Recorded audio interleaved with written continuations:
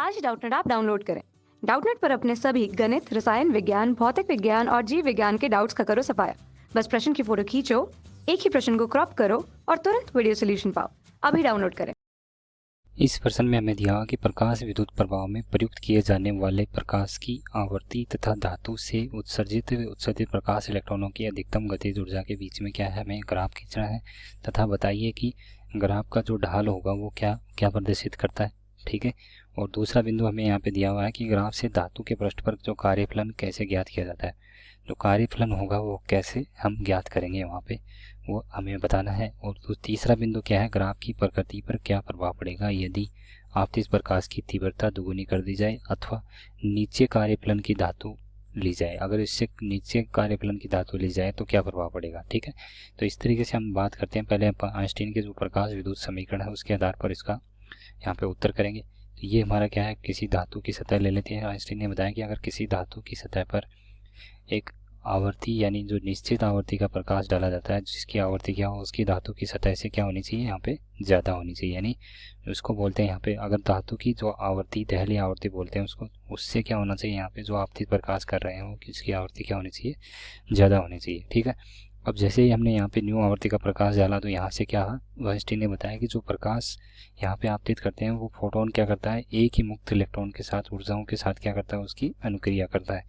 अगर वो उसके साथ ऐसे एक ही इलेक्ट्रॉन के साथ या मुक्त इलेक्ट्रॉन के साथ अनुक्रिया करता है और उसी को ऊर्जा प्रदान करता है, और वो ऊर्जा क्या है, दो रूपों में होती है। यहाँ पे वो ऊर्जा दो रूपों में पहले क्या है, यहाँ पे उस मुक्त इलेक्ट्रॉन को सतह से बाहर निकालने में, जिसको हम बोलते हैं कार्यफलन यानी फाई के बराबर। और उसके बाद में क्या है, उसके इलेक्ट्रॉन की क्या होती है, यहाँ पे वेग के कारण उसकी क्या आती है, गतिज ऊर्जा आ जाती है। ठीक है। तो इस प्रकार यहाँ पे जो आइंस्टीन की जो प्रकाश विद्युत समीकरण के अनुसार जो एक फोटोन की ऊर्जा क्या हो जाएगी, यहाँ से उसके कार्यफलन तथा उसकी गतिज ऊर्जा अधिकतम के बराबर हो जाएगी, यानी गतिज ऊर्जा अधिकतम। ठीक है। गतिज ऊर्जा अधिकतम क्या है, यहाँ पे इलेक्ट्रॉन का वेग क्या हो जाता है, एक फ्री हो जाता है। यानी यहाँ पे गति करने के लिए क्या हो जाता है, एक तरह से ये फ्री होती है। यहाँ पे इसमें क्या हो जाती है, एक तरह से इलेक्ट्रॉन की गतिज ऊर्जा आ जाती है। यहाँ पे अगर देखें, अब इसकी आवर्ती न्यू है तो इसके लिए ऊर्जा का मान क्या हो जाएगा, यहाँ से एच न्यू हो जाएगा।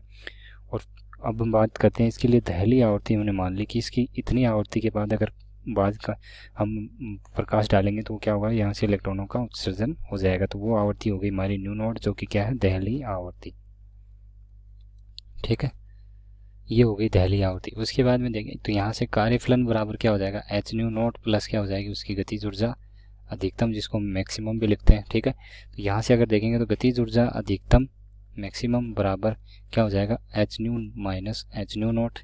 और हमें ग्राफ किसके बीच में खींचना है, उसकी उत्सर्जित इलेक्ट्रॉनों की अधिकतम गतिज ऊर्जा तथा उसकी आवर्ती के बीच में ग्राफ खींचना है यहाँ पे।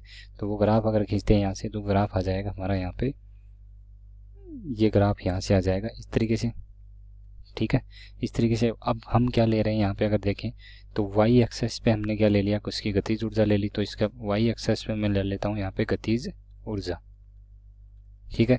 और यहाँ पे एक्सेस पे अगर मान लेते हैं, ये हमारा क्या होता है, प्रत्येक धातु के लिए जो कार्यफलन का मान होता है वो क्या होता है, हमारा नियतांक होता है। ठीक है।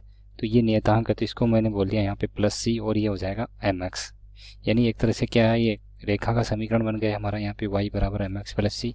और इसका अगर देखें यहाँ पे एक्स बराबर 0 रखता हूँ तो वाई किसके बराबर आता है, सी के बराबर आता है।